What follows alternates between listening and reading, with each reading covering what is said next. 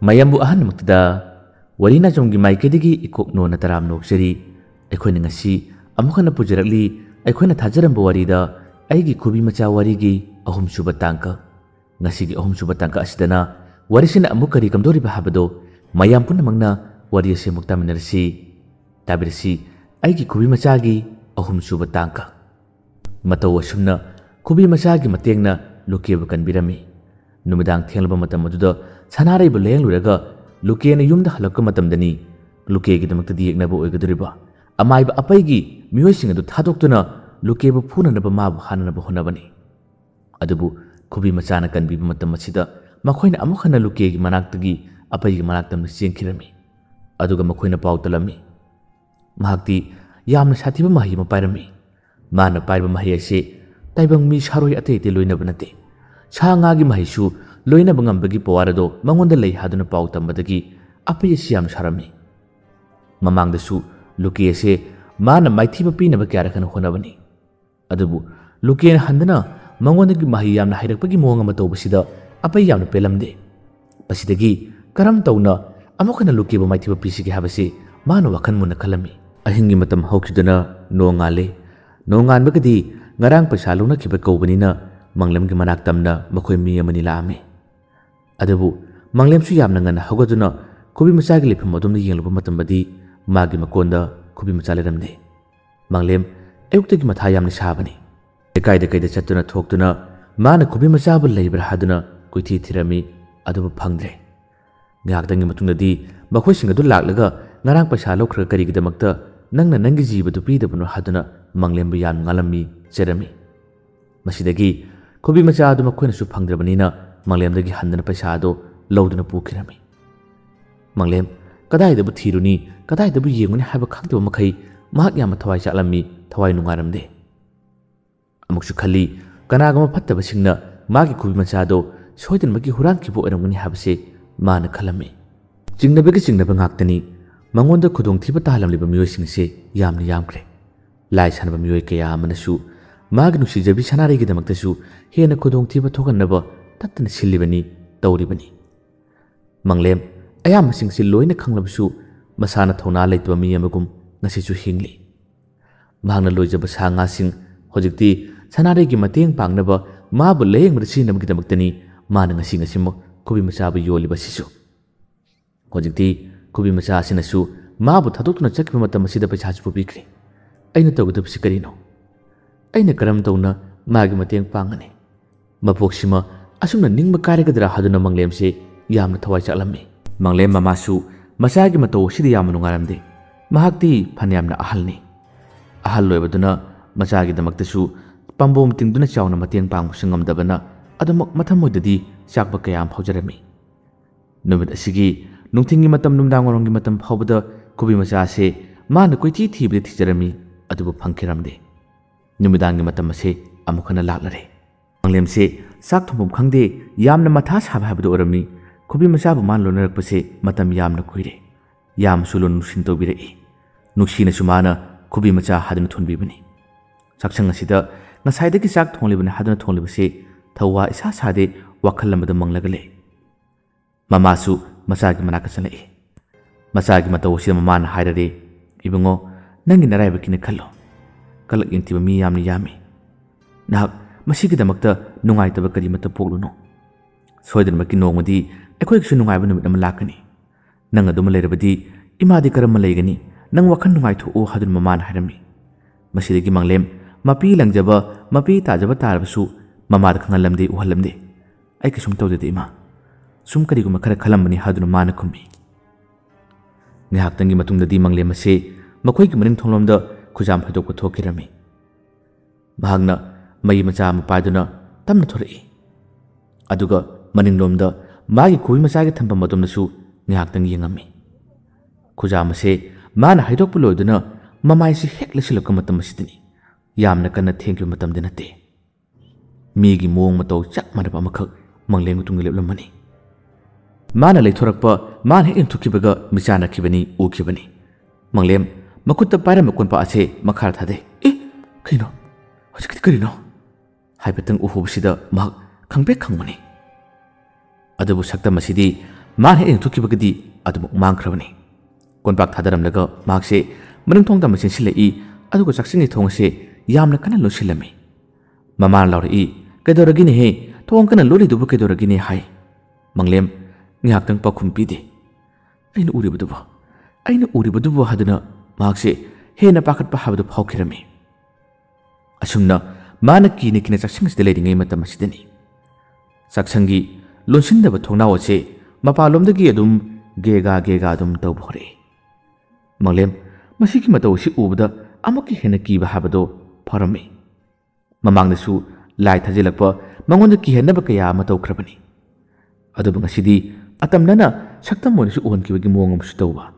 hoji mak chaksangni thongna ose fere hairga leiba mataw osida manglem se pakatpana masa pa manikle nupa ojarabusu magi mama bu kan kawi ima haduna kan laure mama chinsilei chaksang chinsilaka matam asida manglem mama gi manakta na changi adu mama da hairare ima yengo asi kaino yengo haduna harami nuksisu mapalomdagi sitpasu karimata tawbanate nongmang mokhotpa karimata leibanate mathong maram khangdana saksangni thongna osina fere haibu mataw sida mama su yamang lami mama su akiba habdu pharame mama na macha konsili aduga bunga manglem karimata khangano karimata no side na mama su pakat poi karioi masindagi son hore makhoi animak saksangda leiba ngamdabadagi yumjaw asomda leisilaw haduna mama na manglembu yumjawromduna pusilami yumjawda lekhibadagi saksanglomgidi khara phakre hanamona kari kamdori haba matamda yumasigi mathaklomda oina chen chongba makolase tahalai mamangda tamnaribani haduna tokibasingsiga ngasi tawriba sikidi yamna sathina khenaba habdu orami mama macha ani se yamna warami makhoigi yumasidi laifam tinfam kanba mafam chunate asumna karigidamak tawribana habse ahal lorbi mama asina wakhan muna khanjanarami phanglangdaba khotpani mathaktabu chenmani karigumbadana migi khunjen sunataba karigumba khunjel kharada chawrap tawna lapna murum sonaba ngangnabigi makolase adum mama macha ani na tari asumna mama macha ani na kine yumjai sida leiringai matambadi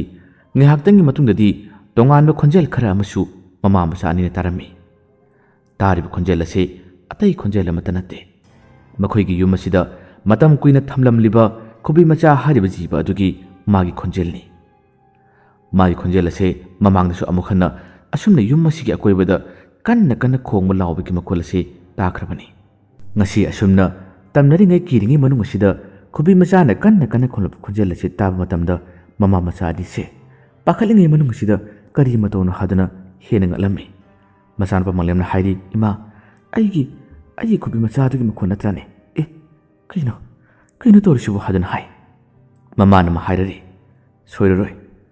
nang nuksina thamjaribu khubi macha ado atopa kanaguma phattaba singna hatpiramlagani akiba phanglaba ngasigi ahingasida magi khonjel bisu aikhoida tahanduna hena ki halibra khangdre magi bango aikoi thokpi yade khonjel ase aikoina phana khalabsu yaroine bani thoklose thongse chena losilibase ima ja hangdogumsi haduna mama na harami hangdoktrabasu mapalomdadi khubi macha ogase tasengna mak laklabani mahangna manglemgi yumasigi akoibada tamnariba phatraba apaina amukhana manglemgi yumasida lai thajinduna mabuki hannaba tawriba kayase khubi macha asina ngakthoknabagi damakta lakpani mahangni yumasigi akoibada koina senduna mana kanna khongba tarabadi tamnarai phattaba singase changmangamde aduna mahangna leiriba phattaba sing saroi singajubu magi mittu ubadagi makhoi singase lamna chakhinaba haduna khubi macha asina kochen chenduna kanna khonglibani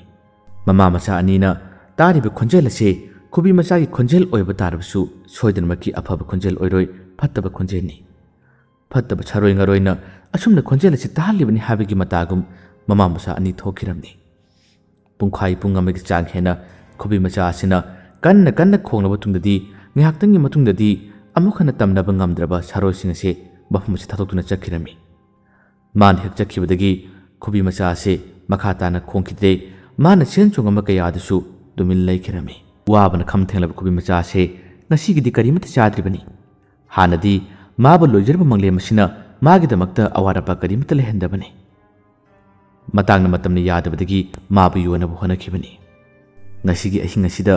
ꯌꯥꯝꯅ ꯀꯟꯅ ꯆꯦꯟ ꯆꯣꯡꯗꯨꯅ ꯐꯠꯇꯕ ꯁꯥꯔꯣꯏꯁꯤꯡ ꯑꯗꯨꯕꯨ ꯇꯥꯟꯊꯣꯛꯅꯕ ꯍꯣꯠꯅꯕꯗ ꯈꯨꯕꯤ ꯃꯆꯥꯒꯤ ꯃꯥꯒꯤ energy ꯈꯨꯗꯤꯡꯃꯛ ꯂꯣꯏꯅ ꯃꯥꯡꯊꯔꯝꯃꯤ꯫ ꯃꯍꯥꯛ ꯑꯔꯥꯝ ꯈꯧꯔꯥꯡꯕ ꯍꯥꯏꯕꯗꯨ ꯌꯥꯝꯅ ꯐꯥꯎꯔꯛꯂꯝꯃꯤ꯫ ꯃꯁꯤꯗꯒꯤ ꯃꯪꯂꯦꯝꯒꯤ ꯌꯨꯝ ꯑꯁꯤꯒꯤ ꯃꯅꯤꯡ ꯊꯣꯡꯂꯣꯝꯗ ꯂꯥꯛꯇꯨꯅ ꯃꯥꯒꯤ ꯆꯥꯛꯁꯪꯒꯤ ꯊꯣꯡ ꯑꯁꯤ ꯃꯍꯥꯛꯅ ꯈꯣꯡꯗꯨꯅ ꯒꯣꯔꯣ ꯒꯣꯔꯣ ꯈꯣꯠꯂꯝꯃꯤ꯫ ꯃꯥꯅ ꯈꯣꯡꯂꯤꯕꯁꯤ ꯑꯇꯩ ꯑꯃꯠꯇ ꯅꯠꯇꯦ, ꯃꯍꯥꯛ ꯌꯥꯝꯅ ꯂꯥꯝꯃꯤ, ꯀꯔꯤꯒꯨꯝꯕ ꯈꯔ ꯃꯥꯒꯤꯗꯃꯛꯇ ꯄꯤꯖꯕꯤꯌꯨ ꯍꯥꯏꯔꯤꯕꯅꯤ꯫ ꯑꯗꯨꯕꯨ ꯉꯥꯏꯍꯥꯛꯇꯪ ꯂꯦꯞꯂꯨꯔꯕ ꯇꯨꯡꯗ ꯑꯃꯨꯛ ꯍꯟꯅ ꯈꯨꯕꯤ ꯃꯆꯥꯒꯤ ꯈꯣꯟꯖꯦꯜ ꯑꯁꯤ ꯇꯥꯕ ꯃꯇꯝꯗ ꯑꯁꯣꯝ ꯌꯨꯝꯖꯥꯏꯗ ꯂꯩꯔꯤꯕ ꯃꯪꯂꯦꯝ ꯑꯃꯗꯤ ꯃꯥꯒꯤ ꯃꯃꯥ ꯑꯁꯤ ꯌꯥꯝꯅ ꯀꯤꯔꯝꯃꯤ꯫ ꯏꯃꯥ, ꯑꯃꯨꯛ ꯈꯣꯡꯕ ꯍꯧꯔꯦ ꯍꯥꯏꯗꯨꯅ ꯃꯆꯥꯅꯨꯄꯥ ꯃꯪꯂꯦꯝꯅ ꯍꯥꯏꯔꯝꯃꯤ꯫ ꯃꯃꯥꯅ ꯀꯔꯤꯃꯇ ꯈꯟꯒꯅꯨꯁꯦ, ꯀꯔꯤꯅꯣ ꯆꯥꯛꯁꯪꯒꯤ ꯊꯣꯡ ꯑꯁꯤ ꯈꯣꯠꯇꯨꯅ ꯒꯣꯔꯣ ꯒꯣꯔꯣ ꯈꯣꯠꯇꯨꯅ ꯇꯧꯔꯤꯕꯁꯤꯕꯣ? ꯃꯁꯤꯕꯨ ꯐꯠꯇꯕ ꯁꯥꯔꯣꯏꯁꯤꯡꯅ ꯃꯈꯣꯏꯅ ꯈꯣꯟꯖꯦꯜ ꯁꯥꯗꯨꯅ ꯇꯧꯔꯤꯕ꯭ꯔꯥ? ꯏꯃꯥꯒꯤ ꯕꯨꯡꯉꯣ, ꯀꯔꯤꯅꯣ ꯁꯤꯕꯨ ꯍꯥꯏꯗꯨꯅ ꯑꯅꯤ ꯑꯁꯤ ꯈꯟꯖꯥꯟꯅꯔꯝꯃꯤ꯫ ꯑꯁꯨꯝꯅ ꯈꯨꯕꯤ ꯃꯆꯥ ꯑꯁꯤꯅ ꯑꯔꯥꯝ ꯈꯧꯔꯥꯡꯕ ꯌꯥꯝꯅ ꯍꯦꯟꯕꯗꯒꯤ ꯃꯥꯅ ꯀꯟꯅ ꯒꯣꯔꯣ ꯒꯣꯔꯣ ꯈꯣꯠꯄ ꯃꯇꯝ ꯑꯁꯤꯗꯗꯤ ꯆꯥꯛꯁꯪꯒꯤ ꯕꯣꯅꯥ ꯊꯥꯔꯤꯕꯗꯨ ꯈꯖꯤꯛꯇꯪ ꯀꯣꯝꯈꯤꯕꯗꯒꯤ ꯕꯣꯅꯥ ꯊꯥꯔꯤꯕꯗꯨ ꯍꯥꯡꯗꯣꯛꯈꯤꯔꯝꯃꯤ꯫ ꯊꯣꯡꯗꯨ ꯍꯥꯡꯗꯣꯛꯈꯤꯕꯗꯒꯤ ꯈꯨꯕꯤ ꯃꯆꯥ ꯑꯁꯤ ꯈꯣꯡꯂꯝ ꯑꯗꯨ ꯂꯦꯞꯈ꯭ꯔꯦ, ꯑꯗꯨꯒ ꯇꯤꯡ ꯃꯥꯡꯅꯅ ꯆꯥꯛꯁꯪ ꯑꯁꯤꯗ ꯃꯥꯅ ꯌꯦꯡꯉꯤ꯫ ꯃꯇꯝ ꯑꯁꯤꯗ ꯆꯥꯛꯁꯪ ꯑꯁꯤꯗ ꯀꯅꯥꯁꯨ ꯂꯩꯇꯦ꯫ ꯊꯣꯡ ꯍꯥꯡꯗꯣꯛꯈꯤꯕꯒꯤ ꯃꯈꯣꯜ ꯑꯁꯤ ꯃꯃꯥ ꯃꯆꯥ ꯑꯅꯤ ꯇꯥꯔꯝꯃꯤ꯫ ꯃꯈꯣꯟꯗꯨ ꯇꯥꯕꯗꯒꯤ ꯃꯃꯥ ꯃꯆꯥ ꯑꯅꯤꯁꯦ ꯄꯥꯈꯠꯅ ꯂꯣꯟꯅ ꯆꯪꯂꯛꯇꯨꯅ ꯀꯔꯤ ꯃꯇꯧꯅꯣ ꯍꯥꯏꯗꯨꯅ ꯃꯈꯣꯏꯅ ꯆꯥꯛꯁꯪ ꯂꯣꯝꯗ ꯄꯥꯛꯊꯗꯨꯅ ꯌꯦꯡꯂꯛꯏ꯫ ꯌꯦꯡꯂꯛꯄ ꯃꯇꯝ ꯑꯁꯤꯗꯗꯤ ꯊꯣꯡꯗꯨ ꯍꯥꯡꯗꯣꯛꯈꯤꯕ ꯃꯇꯝ ꯑꯁꯤꯗ ꯈꯨꯕꯤ ꯃꯆꯥ ꯑꯁꯤ ꯇꯞꯅ ꯆꯪꯁꯤꯜꯂꯛꯏ꯫ ꯈꯨꯕꯤ ꯃꯆꯥ ꯆꯪꯁꯤꯜꯂꯛꯄꯁꯦ ꯃꯪꯂꯦꯝꯅꯁꯨ ꯎꯔꯦ, ꯃꯃꯥꯅꯁꯨ ꯎꯔꯦ꯫ ꯃꯈꯣꯏꯅꯁꯨ ꯊꯥꯖꯩ ꯐꯠꯇꯕ ꯂꯥꯏ ꯁꯥꯔꯣꯏ ꯉꯥꯔꯣꯏ ꯑꯣꯏꯕ ꯇꯥꯔꯕꯁꯨ ꯏꯃꯨꯡꯗꯤ ꯆꯪꯕ ꯉꯝꯃꯣꯏ꯫ ꯀꯔꯤ ꯃꯇꯧꯅꯣ, ꯉꯁꯤꯒꯤ ꯃꯇꯧ ꯑꯁꯤꯕꯨ ꯃꯪꯂ ꯍꯥꯔ ꯑꯩꯈꯣꯏ ꯇꯁꯦꯡꯅ ꯋꯥꯈꯜ ꯃꯝꯂꯦ ꯍꯥꯏꯗꯨꯅ ꯃꯃꯥ ꯃꯆꯥ ꯑꯅꯤꯁꯦ ꯈꯜꯂꯤꯕꯅꯤ꯫ ꯈꯨꯕꯤ ꯃꯆꯥ ꯑꯁꯤꯅ ꯆꯥꯛꯁꯪ ꯑꯁꯤꯗ ꯇꯞꯅ ꯈꯣꯡ ꯊꯥꯡꯗꯨꯅ ꯆꯪꯂꯛꯄ ꯃꯇꯝ ꯑꯁꯤꯗꯗꯤ ꯃꯪꯂꯦꯝꯅ ꯆꯥꯛ ꯊꯣꯡꯂꯝꯂꯤꯕꯁꯦ ꯂꯣꯏꯁꯤꯜꯂꯝꯗ꯭ꯔꯤ, ꯃꯩꯁꯨ ꯃꯨꯠꯂꯝꯂꯕꯅꯤ꯫ ꯉꯁꯤꯒꯤ ꯑꯌꯨꯛꯀꯤ ꯃꯇꯝ ꯑꯁꯤꯗ ꯃꯃꯥ ꯃꯆꯥ ꯑꯅꯤꯁꯦ ꯆꯥꯛ ꯅꯤꯡꯊꯤꯅ ꯆꯥꯈꯤꯗ꯭ꯔꯕꯅꯤ꯫ ꯆꯥꯛ ꯄꯨꯈꯝ, ꯆꯖꯤꯛ ꯄꯨꯈꯝ ꯑꯃꯗꯤ ꯑꯗꯨꯃꯛ ꯂꯦꯡꯗꯅ ꯃꯈꯥ ꯑꯁꯤꯗ ꯂꯩꯔꯤꯕꯁꯦ ꯈꯨꯕꯤ ꯃꯆꯥ ꯑꯁꯤꯅ ꯎꯔꯝꯃꯤ꯫ ꯐꯥꯟ ꯃꯩꯒꯤ ꯃꯊꯛꯇ ꯊꯥꯡꯒꯠꯇꯨꯅ ꯏꯟꯁꯥꯡꯁꯨ ꯐꯖꯅ ꯌꯥꯎꯗꯨꯅ ꯂꯩꯔꯤꯕ ꯆꯖꯤꯛ ꯄꯨꯈꯝ ꯑꯁꯤ ꯎꯕ ꯃꯇꯝ ꯑꯁꯤꯗ ꯈꯨꯕꯤ ꯃꯆꯥꯗꯤ ꯂꯥꯝꯕꯗꯤ ꯌꯥꯝꯅ ꯍꯦꯜꯂꯕꯅꯤꯅ ꯉꯥꯏꯍꯥꯛꯇꯪ ꯀꯦꯔꯨ ꯌꯦꯡꯂꯝꯕ ꯇꯥꯔꯕꯁꯨ ꯆꯥꯛ ꯄꯨꯈꯝ ꯑꯁꯤ ꯃꯥꯅ ꯆꯥꯔꯒꯦ ꯍꯥꯏꯗꯨꯅ ꯃꯍꯥꯛ ꯆꯪꯈꯤꯔꯝꯃꯤ꯫ ꯇꯥꯏꯕꯪ ꯃꯤꯔꯣꯟ ꯈꯪꯕ ꯈꯨꯗꯤꯡꯃꯛ ꯂꯣꯏꯅ ꯈꯪꯂꯕ ꯈꯨꯕꯤ ꯃꯆꯥꯅꯤ꯫ ꯆꯥꯛ ꯑꯁꯤ ꯍꯧꯖꯤꯛꯇ ꯊꯣꯡꯕ ꯅꯠꯇꯦ, ꯉꯁꯥꯏꯒꯤ ꯆꯥꯛꯅꯤ ꯍꯥꯏꯕꯁꯨ ꯃꯥꯅ ꯈꯪꯏ꯫ ꯂꯥꯝꯕꯗ ꯍꯦꯜꯂꯕ ꯈꯨꯕꯤ ꯃꯆꯥ ꯑꯁꯤꯅ ꯐꯥꯟ ꯃꯊꯛꯇ ꯊꯥꯡꯒꯠꯂꯤꯕ ꯆꯥꯛ ꯑꯁꯤ ꯃꯥꯅ ꯆꯪꯁꯤꯟꯗꯨꯅ ꯃꯕꯨꯛ ꯄꯦꯟꯅ ꯆꯥꯖꯔꯝꯃꯤ꯫ ꯑꯁꯨꯝꯅ ꯆꯥꯔꯤꯕ ꯆꯪꯂꯤꯕ ꯃꯇꯧ ꯑꯁꯤ ꯃꯃꯥ ꯃꯆꯥ ꯑꯅꯤꯅ ꯂꯣꯟꯅ ꯂꯨꯝꯗꯨꯅ ꯌꯦꯡꯕ ꯃꯇꯝ ꯑꯁꯤꯗ ꯎꯔꯝꯃꯤ꯫ ꯃꯇꯧ ꯑꯁꯤ ꯎꯕꯗ ꯃꯃꯥ ꯃꯆꯥ ꯑꯅꯤ ꯌꯥꯝꯅ ꯉꯛꯂꯦ꯫ ꯃꯃꯥꯡꯗꯗꯤ ꯑꯁꯤꯒꯨꯝꯕ ꯊꯧꯗꯣꯛ ꯑꯁꯤ ꯑꯃꯨꯛꯇ ꯐꯥꯎꯕ ꯊꯣꯛꯇꯕꯅꯤ꯫ ꯃꯪꯂꯦꯝꯅ ꯈꯜꯂꯤ, ꯑꯣ, ꯑꯗꯨꯛ ꯌꯥꯝꯅ ꯂꯝ ꯍꯦꯟꯕ ꯖꯤꯕꯅꯤꯗ ꯅꯪꯗꯤ꯫ ꯑꯩꯅ ꯅꯪꯕꯨ ꯅꯨꯡꯁꯤꯅ ꯂꯨꯅ ꯇꯧꯔꯒ ꯉꯁꯤꯗꯤ ꯑꯩꯕꯨꯁꯨ ꯃꯤꯡꯆꯠ ꯊꯤꯍꯜꯂꯝꯕ, ꯌꯨꯝꯗꯒꯤ ꯂꯣꯟꯅ ꯃꯥꯡꯈ꯭ꯔꯕ ꯌꯥꯝꯅ ꯁꯤꯡꯕ ꯖꯤꯕꯅꯤ ꯅꯪꯗꯤ꯫ ꯑꯗꯨꯒ ꯅꯨꯃꯤꯗꯥꯡꯒꯤ ꯃꯇꯝ ꯑꯁꯤꯗꯅ ꯅꯪꯒꯤꯗꯃꯛꯇ ꯃꯆꯤꯟꯖꯥꯛ ꯄꯤꯖꯕꯤꯅꯕ ꯃꯤ ꯂꯩꯇꯕꯗꯒꯤ ꯅꯪꯅ ꯆꯪꯂꯛꯇꯨꯅ ꯑꯩꯒ ꯆꯥꯛꯁꯪ ꯑꯁꯤꯒꯤ ꯊꯣꯡ ꯑꯁꯤ ꯅꯝꯈꯥꯏꯗꯨꯅ ꯅꯪꯅ ꯆꯥꯛ ꯆꯥꯔꯤꯕꯅꯦꯕ꯫ ꯏꯃꯥ, ꯃꯁꯤ ꯂꯥꯏ ꯑꯣꯏꯔꯣꯏ, ꯐꯠꯇꯕ ꯁꯥꯔꯣꯏꯁꯨ ꯑꯣꯏꯔꯣꯏ꯫ ꯏꯃꯥ, ꯃꯁꯤ ꯌꯥꯝꯅ ꯐꯠꯇꯕ, ꯑꯩꯈꯣꯏꯕꯨ ꯋꯥꯍꯟꯅꯕ ꯂꯥꯛꯄ ꯖꯤꯕꯅꯤ꯫ ꯃꯁꯤ ꯍꯦꯛꯇ ꯐꯨꯔꯒꯦ ꯍꯥꯏꯗꯨꯅ ꯃꯃꯥꯒꯤ ꯂꯨꯈꯨꯝꯂꯣꯝꯗ ꯊꯝꯂꯤꯕ ꯆꯩꯁꯨ ꯑꯃ ꯂꯩꯔꯤ, ꯅꯍꯥꯟꯋꯥꯏ ꯑꯔꯤꯕ ꯃꯇꯝꯒꯤ ꯃꯄꯥꯒꯤꯅꯤ꯫ ꯃꯗꯨ ꯂꯧꯕ ꯆꯪꯈ꯭ꯔꯦ꯫ ꯑꯗꯨꯒ ꯃꯪꯂꯦꯝ ꯑꯁꯤꯅ ꯃꯗꯨ ꯄꯥꯏꯊꯗꯨꯅ ꯂꯣꯟꯅ ꯂꯨꯝꯗꯨꯅ ꯆꯠꯂꯛꯂꯒ ꯃꯕꯨꯛ ꯄꯦꯟꯅ ꯃꯅꯤꯡ ꯇꯝꯅ ꯆꯥꯖꯔꯤꯕ ꯈꯨꯕꯤ ꯃꯆꯥ ꯑꯁꯤ ꯂꯝꯖꯥꯡ ꯑꯁꯤꯗ ꯍꯦꯛꯇ ꯀꯟꯊꯔꯛꯄꯅꯤ꯫ ꯍꯥꯎꯅ ꯆꯥꯔꯤꯉꯩ ꯃꯇꯝ ꯑꯁꯤꯗ ꯀꯟꯊꯔꯛꯄꯗꯗꯤ ꯈꯨꯕꯤ ꯃꯆꯥ ꯑꯁꯤ ꯈꯪꯄ꯭ꯔꯦꯛ ꯈꯪꯅ ꯃꯁꯥ ꯑꯁꯤ ꯆꯣꯡꯉꯤ꯫ ꯃꯥꯒꯤ ꯈꯣꯟꯖꯦꯜꯗ ꯀꯟꯅ ꯈꯣꯡꯂꯒ ꯃꯍꯥꯛꯁꯦ ꯆꯦꯟꯅꯕ ꯇꯧꯏ꯫ ꯑꯗꯨꯕꯨ ꯃꯉꯣꯟꯗ ꯐꯨꯔꯤꯕ ꯀꯜꯂꯤꯕꯁꯦ ꯑꯣꯖꯥ ꯃꯪꯂꯦꯝ ꯑꯗꯨ ꯑꯣꯏꯔꯝꯕꯗꯒꯤ ꯃꯍꯥꯛ ꯃꯈꯥ ꯇꯥꯅ ꯆꯦꯟꯈꯤꯗꯦ꯫ ꯃꯪꯂꯦꯝꯅ ꯐꯅ ꯀꯜꯂꯕꯁꯨ ꯃꯥꯅ ꯌꯥꯝꯅ ꯀꯟꯅ ꯂꯥꯝꯈꯤꯕ ꯑꯣꯏꯕꯅꯤꯅ ꯈꯔꯗꯤ ꯆꯥꯔꯝꯃꯤ꯫ ꯃꯁꯥꯁꯤ ꯀꯨꯟꯊꯗꯨꯅ ꯈꯨ ꯀꯨꯗꯛ ꯀꯨꯟꯕꯒꯤ ꯃꯑꯣꯡꯗ ꯄꯥꯛꯊꯗꯨꯅ ꯃꯃꯤꯠꯇ ꯃꯄꯤ ꯐꯥꯎꯕ ꯇꯥꯗꯨꯅ ꯆꯥꯅ ꯃꯍꯥꯛ ꯑꯁꯤ ꯆꯦꯟꯗꯕ ꯃꯈꯩ ꯈꯥꯡꯉꯤ꯫ ꯇꯁꯦꯡꯅꯃꯛ ꯃꯤ ꯑꯃꯅ ꯇꯧꯕ ꯃꯑꯣꯡ ꯃꯇꯧꯒ ꯆꯞ ꯃꯥꯟꯅꯩ꯫ ꯃꯥꯒꯤ ꯃꯒꯨꯟ, ꯃꯥꯒꯤ ꯇꯧꯔꯤꯕ ꯈꯨꯗꯤꯡꯃꯛꯁꯤꯡ ꯑꯁꯤ ꯃꯪꯂꯦꯝꯅ ꯈꯪꯗꯕꯗꯒꯤ ꯑꯁꯨꯝꯅ ꯇꯧꯔꯤꯕꯅꯤ꯫ ꯈꯨꯕꯤ ꯃꯆꯥ ꯖꯤꯕꯁꯤ ꯁꯨꯡꯆꯦꯟ ꯆꯦꯟꯗꯦ꯫ ꯍꯟꯖꯤꯟ ꯃꯪꯂꯦꯝꯅ ꯃꯥꯕꯨ ꯀꯜꯂꯤ ꯆꯥꯛꯁꯪ ꯑꯁꯤꯗ꯫ ꯃꯍꯥꯛ ꯀꯟꯅ ꯈꯣꯡꯗꯨꯅ ꯑꯃꯨꯛꯁꯨ ꯃꯁꯥꯁꯦ ꯊꯥꯔꯣ ꯃꯥꯔꯣ ꯑꯣꯟꯕꯒꯤ ꯃꯑꯣꯡꯗꯁꯨ ꯇꯧꯔꯝꯃꯤ꯫ ꯃꯃꯥꯅ ꯃꯆꯥꯕꯨ ꯈꯥꯝꯃꯤ, ꯏꯕꯨꯡꯉꯣ, ꯇꯣ ꯌꯥꯔꯦ ꯀꯩꯗꯧꯕꯒꯦ? ꯌꯦꯡꯉꯣ, ꯅꯪꯅ ꯐꯨꯕꯗ ꯖꯤꯕꯁꯦ ꯈꯥꯡꯕ ꯉꯝꯗ꯭ꯔ ꯃꯥꯜꯂꯦ꯫ ꯃꯁꯥꯁꯤ ꯄꯥꯛꯊꯗꯨꯅ ꯈꯥꯡꯂꯤꯕꯁꯤ ꯌꯦꯡꯕꯅꯤ꯫ ꯅꯪꯅ ꯐꯨꯔꯕꯁꯨ ꯆꯦꯟꯕ ꯀꯧꯕ ꯇꯧꯗꯦ꯫ ꯌꯦꯡꯉꯣ, ꯅꯨꯡꯁꯤꯗ꯭ꯔ ꯌꯦꯡꯉꯣ ꯍꯥꯏꯗꯨꯅ ꯃꯃꯥꯅ ꯈꯥꯝꯗꯣꯛꯏ꯫ ꯃꯪꯂꯦꯝꯅ ꯍꯥꯏꯔꯝꯃꯤ, ꯏꯃꯥ, ꯃꯁꯤ ꯌꯥꯝꯅ ꯐꯠꯇꯕ ꯖꯤꯕꯅꯤ꯫ ꯑꯩꯕꯨ ꯆꯣꯞꯍꯟꯕ ꯑꯩꯕꯨ ꯋꯥꯍꯟꯕ ꯖꯤꯕꯅꯤ ꯍꯥꯏꯗꯨꯅ ꯃꯪꯂꯦꯝꯅ ꯌꯥꯝꯅ ꯁꯥꯎꯅ ꯐꯨꯔꯤ꯫ ꯈꯨꯕꯤ ꯃꯆꯥꯁꯨ ꯃꯈꯥ ꯇꯥꯅ ꯆꯥꯈꯤꯗ꯭ꯔꯦ ꯑꯗꯨꯃꯛ ꯆꯥꯛꯁꯪ ꯑꯁꯤꯗ ꯀꯨꯟꯊꯗꯨꯅ ꯑꯋꯥ ꯆꯩꯅꯥ ꯑꯁꯤ ꯃꯥꯅ ꯈꯪꯉꯝꯃꯤ꯫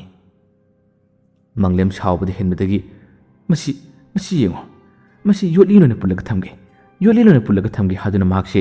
ꯌꯣꯠꯂꯤ ꯂꯧꯕ ꯆꯪꯒꯦ ꯍꯥꯏꯗꯨꯅ ꯍꯦꯛ ꯇꯧꯕ ꯃꯇꯝ ꯑꯁꯤꯗꯅꯤ ꯃꯈꯣꯏꯒꯤ ꯂꯩꯀꯥꯏ ꯑꯁꯣꯝ ꯊꯪꯅꯕꯔꯣꯝꯗꯒꯤ ꯑꯉꯥꯡ ꯃꯥꯡꯈ꯭ꯔꯦ ꯍꯥꯏꯗꯨꯅ ꯀꯣꯏꯔꯥꯎ ꯂꯥꯎꯗꯨꯅ ꯀꯞꯅꯔꯛꯄꯁꯦ ꯃꯈꯣꯏ ꯇꯥꯔꯛꯏ꯫ ꯃꯃꯥ ꯃꯆꯥ ꯑꯅꯤ ꯑꯁꯤ ꯃꯈꯣꯏꯅ ꯂꯥꯎꯅꯕ ꯈꯣꯟꯖꯦꯜꯁꯤꯡ ꯑꯗꯨ ꯇꯥꯕ ꯃꯇꯝꯗ ꯀꯩꯅꯣꯅꯤ ꯏꯃꯥ, ꯀꯅꯥ ꯃꯥꯡꯈꯤꯕꯅꯣ ꯁꯤꯕꯨ ꯍꯥꯏꯗꯨꯅ ꯃꯈꯣꯏꯁꯦ ꯉꯁꯥꯏ ꯃꯈꯩ ꯈꯔ ꯀꯤꯔꯝꯕ ꯇꯥꯔꯕꯁꯨ ꯃꯈꯣꯏ ꯌꯥꯝꯅ ꯉꯛꯂꯝꯃꯤ꯫ ꯍꯧꯖꯤꯛꯇꯤ ꯐꯅꯌꯥꯝꯅ ꯅꯦꯝꯊꯈꯤꯕ ꯑꯣꯏꯕꯅꯤꯅ ꯃꯈꯣꯏꯒꯤ ꯃꯈꯨꯠꯇ ꯄꯥꯏꯔꯤꯕ ꯇꯣꯔꯆ ꯂꯥꯏꯠꯇꯨ ꯀꯥꯞꯇꯨꯅ ꯃꯅꯤꯡꯂꯣꯝꯗ ꯀꯥꯞꯂꯛꯏ꯫ ꯂꯥꯎꯅꯔꯤꯕꯁꯤ ꯑꯁꯣꯝ ꯑꯋꯥꯡꯂꯣꯝ ꯊꯪꯕ ꯁꯥꯏꯠꯇꯅꯤ꯫ ꯃꯃꯥꯅ ꯍꯥꯏꯔꯞ ꯌꯦꯡꯂꯒ ꯂꯥꯎꯅꯔꯤꯕꯁꯤꯗꯤ ꯇꯣꯝꯖꯧꯒꯤ ꯌꯨꯝꯗꯅꯤꯗꯅ, ꯃꯈꯣꯏꯒꯤ ꯑꯉꯥꯡ ꯍꯥꯏꯕꯗꯤ ꯆꯍꯤ 9-10ꯗ ꯆꯪꯂꯤꯕ ꯅꯨꯄꯤ ꯃꯆꯥꯗꯨ ꯑꯣꯏꯔꯝꯕ ꯇꯥꯔꯦ꯫ ꯏꯕꯨꯡꯉꯣ, ꯀꯔꯝ ꯇꯧꯕꯅꯣ ꯍꯥꯏꯐꯦꯠꯇꯪ ꯍꯪꯂꯨꯁꯤꯔꯥ ꯍꯥꯏꯗꯨꯅ ꯍꯥꯏ꯫ ꯃꯆꯥꯅꯨꯄꯥꯅ ꯈꯨꯝꯃꯤ, ꯏꯃꯥ ꯉꯥꯏꯈꯣ, ꯃꯁꯤꯒꯤ ꯂꯝꯍꯦꯟꯕ ꯖꯤꯕꯁꯦ ꯃꯁꯤ ꯍꯥꯟꯅ ꯄꯨꯟꯁꯤꯜꯂꯝꯒꯦ ꯑꯗꯨꯒ ꯆꯠꯁꯤ꯫ ꯍꯟꯗꯛ ꯃꯔꯛꯁꯦ ꯂꯩꯀꯥꯏꯁꯤ ꯀꯩꯅꯣꯝꯃ ꯇꯧꯔꯕꯅꯤ, ꯀꯔꯝ ꯇꯧꯔꯤꯕꯅꯣ ꯃꯇꯧ ꯑꯁꯤꯕꯣ? ꯇꯝꯅꯕ ꯑꯀꯤꯕ, ꯃꯤꯅ ꯃꯤꯕꯨ ꯌꯦꯡꯊꯤꯕ, ꯂꯥꯏ ꯁꯥꯟꯅꯕ ꯑꯁꯤꯒꯨꯝꯕ ꯀꯌꯥ ꯑꯁꯤꯅ ꯂꯩꯀꯥꯏ ꯑꯁꯤ ꯄꯤꯛ ꯊꯜꯂꯕ ꯑꯣꯏꯔꯦ꯫ ꯑꯁꯨꯝꯅ ꯃꯪꯂꯦꯝꯅ ꯌꯣꯠꯂꯤ ꯄꯨꯊꯣꯔꯛꯇꯨꯅ ꯈꯨꯕꯤ ꯃꯆꯥ ꯑꯣꯛ ꯑꯁꯤ ꯃꯥꯅ ꯄꯨꯟꯁꯤꯟꯅꯕ ꯇꯧꯔꯤ꯫ ꯆꯤꯡꯊꯣꯔꯛꯏ꯫ ꯈꯨꯕꯤ ꯃꯆꯥ ꯑꯁꯤ ꯀꯔꯤꯃꯠꯇ ꯍꯥꯏꯗꯦ, ꯑꯗꯨꯝ ꯌꯥꯗꯨꯅ ꯂꯥꯛꯂꯤ꯫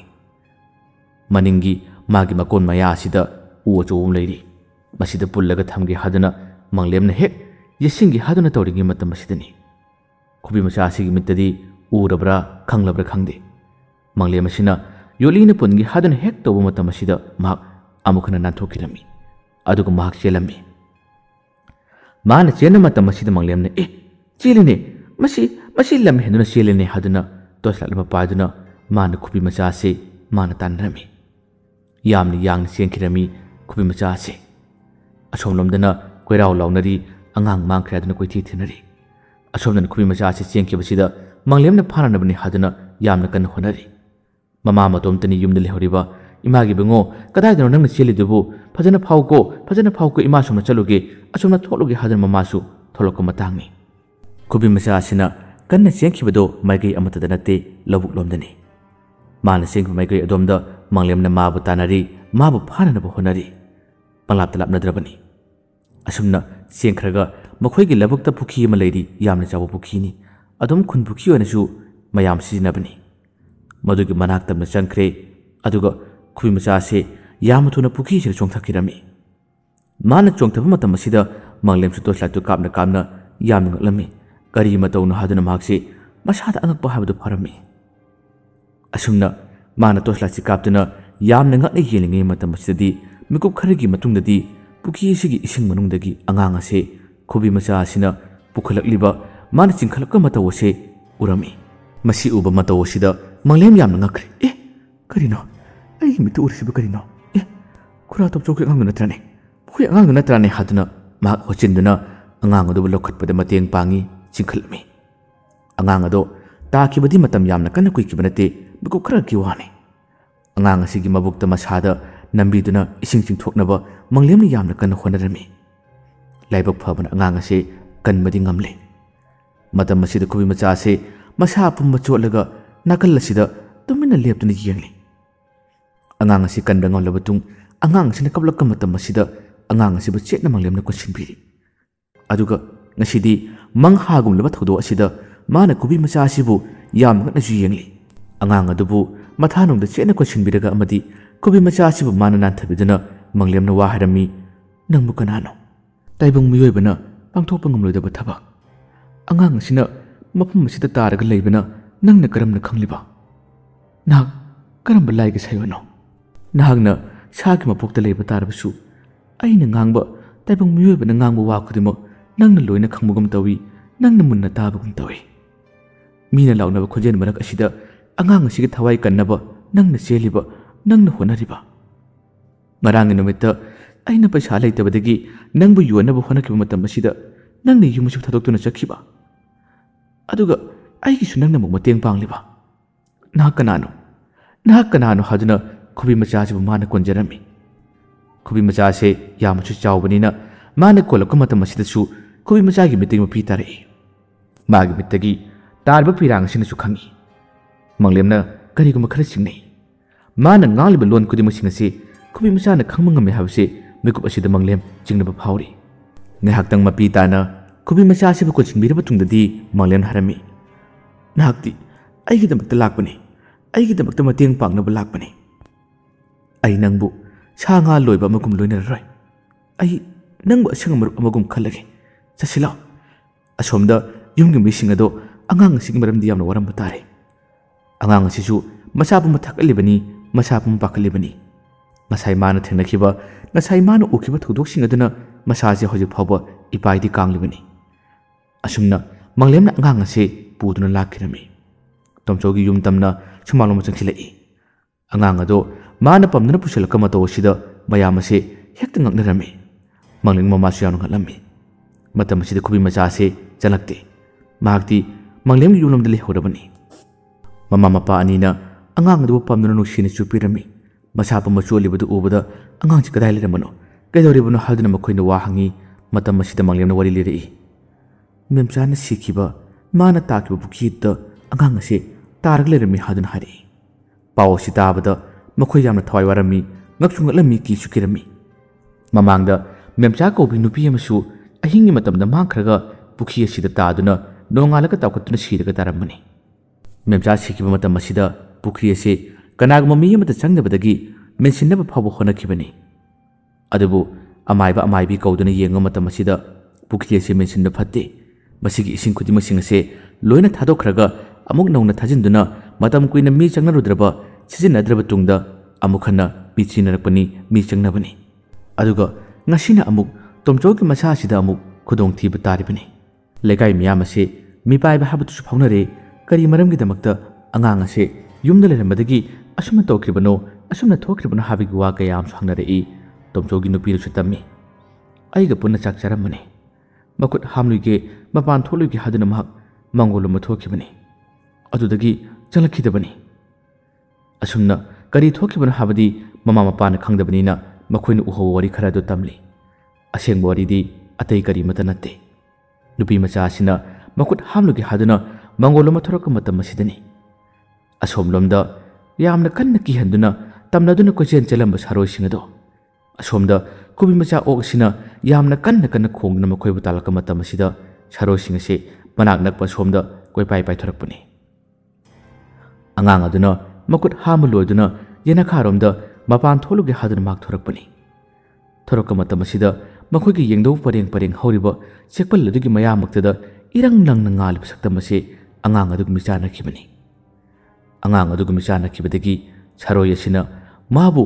moithem tawduna mabu thamaduna puduna chakhibani aduga pukri asigi maigi tamna pukhraga thodo ase thokibani thodok singsibu khanglibadi kubi macha jibadu tani atai kanana aseng achumadi khangmanate asumna manunggi wari khangdrabsu lekai asida handak tholiba akiba phanglaba thodok sing loina khangna naribani nongalaga amana tamama tamna tananaribani hayengi numitta lekai miyam ase kariguma wa khara khanasi ware ama loksi hadunasu makhoi khana nainaba hokre asumna magi mayum mai kai tamna pangdrale tomcho umdi magi nupisu angang adu konsinduna yumda pusingkre hayengi numitta amaiba khurumlusi haduna makhoisu hainaki lekai gi laklama mayam adu su chanakre manglem mayum dalai mama sulera mani mama ga puna lakminabani mayum yore yum yoroba tungdadi mama na khaningmadi gi makhata na hangle karamna no angang asi pukhi tarambada nangna purukliba aduga lambi asina kanana karam tawna khangliba nangna karam chaluriba matam asida manglem na hari ima aina lojariba agi kubi macha ase achamba jibo ramdre manane ngasigi numida ngasigi thodo ase manani mana takpiduna mana lusingbiduna asumna angang odigi thawai do kanma ngamani haduna haire wadu tabada mama du yam ngai karamna jiba sinate manglem na hari ima masigi jiba ase asamba jiba nate aina phana phurabasu mamangda aina phana mabulam heladuna phu matamda ma sungchen chende ma taibang miron khamugum tawi ima masigi jibase ay yolarai ay mangondagi ꯀꯔꯤꯒꯨꯝꯕ ꯈꯔ ꯈꯪꯗꯕ ꯌꯥꯗꯦ ꯑꯩ ꯃꯉꯣꯟꯗꯒꯤ ꯀꯔꯤꯒꯨꯝꯕ ꯈꯔ ꯈꯪꯅꯕ ꯍꯣꯠꯅꯒꯦ ꯍꯥꯏꯗꯨꯅ ꯃꯪꯂꯦꯝꯅ ꯋꯥ ꯍꯥꯏꯔꯛꯏ ꯃꯃꯥꯁꯨ ꯃꯆꯥꯒꯤ ꯋꯥꯁꯦ ꯊꯥꯖꯕ ꯁꯨꯡꯉꯝ ꯉꯝꯗꯦ ꯃꯤꯁꯨ ꯅꯠꯇꯕ ꯁꯥ ꯉꯥꯒꯤ ꯃꯔꯛꯇ ꯂꯩꯕ ꯖꯤꯕ ꯑꯃꯅ ꯑꯁꯨꯝꯅ ꯇꯥꯏꯕꯪ ꯃꯤꯒꯤ ꯋꯥꯈꯜ ꯈꯪꯕ ꯇꯥꯏꯕꯪ ꯃꯤꯒꯤ ꯃꯤꯔꯣꯟ ꯈꯪꯕ ꯍꯥꯏꯕꯁꯤꯗꯤ ꯑꯣꯏꯊꯣꯛꯇꯕ ꯊꯕꯛꯅꯤ ꯑꯗꯨꯅ ꯃꯆꯥꯅ ꯐꯅ ꯍꯥꯏꯔꯕꯁꯨ ꯊꯥꯖꯕꯗꯤ ꯉꯝꯂꯝꯗꯦ ꯃꯪꯂꯦꯝꯗꯤ ꯉꯁꯤ ꯊꯣꯛꯈꯤꯕ ꯊꯧꯗꯣꯛ ꯑꯁꯤꯗ ꯈꯨꯕꯤ ꯃꯆꯥ ꯑꯁꯤꯕꯨ ꯈꯪꯅꯨꯡ ꯅꯨꯡꯁꯤꯕ ꯍꯥꯏꯕꯗꯨ ꯐꯥꯎꯔꯛꯂꯤ ꯃꯈꯥ ꯉꯥꯏꯃꯤꯟꯅꯁꯤ ꯈꯨꯕꯤ ꯃꯆꯥꯅ ꯃꯪꯂꯦꯝꯒꯤꯗꯃꯛꯇ ꯄꯥꯡꯊꯣꯔꯛꯄ ꯊꯕꯛꯁꯤꯡ ꯑꯃꯗꯤ ꯃꯈꯣꯏ ꯑꯅꯤ ꯂꯝꯕꯥ ꯄꯥꯗꯨꯅ ꯁꯅꯥꯔꯩꯒꯤ ꯃꯥꯌꯣꯛꯇ ꯇꯧꯔꯛꯄ ꯊꯕꯛꯁꯤꯡꯗ ꯃꯈꯣꯏꯅ ꯂꯃꯟ ꯈꯨꯝꯅꯕ ꯍꯣꯠꯅꯔꯛꯄ ꯑꯃꯗꯤ ꯐꯠꯇꯕ ꯀꯌꯥꯕꯨ ꯃꯥꯏꯊꯤꯕ ꯄꯤꯅꯕ ꯍꯣꯠꯅꯔꯛꯄ ꯃꯇꯝ ꯑꯁꯤꯗ ꯅꯨꯡꯉꯥꯏꯕ ꯏꯟꯇꯔꯇꯦꯟꯃꯦꯟꯠꯁꯤꯡꯁꯨ ꯑꯗꯨꯝ ꯌꯧꯍꯟꯖꯔꯛꯀꯦ ꯃꯌꯥꯝꯕꯨ ꯑꯔꯣꯏꯕꯗ ꯗꯥꯟ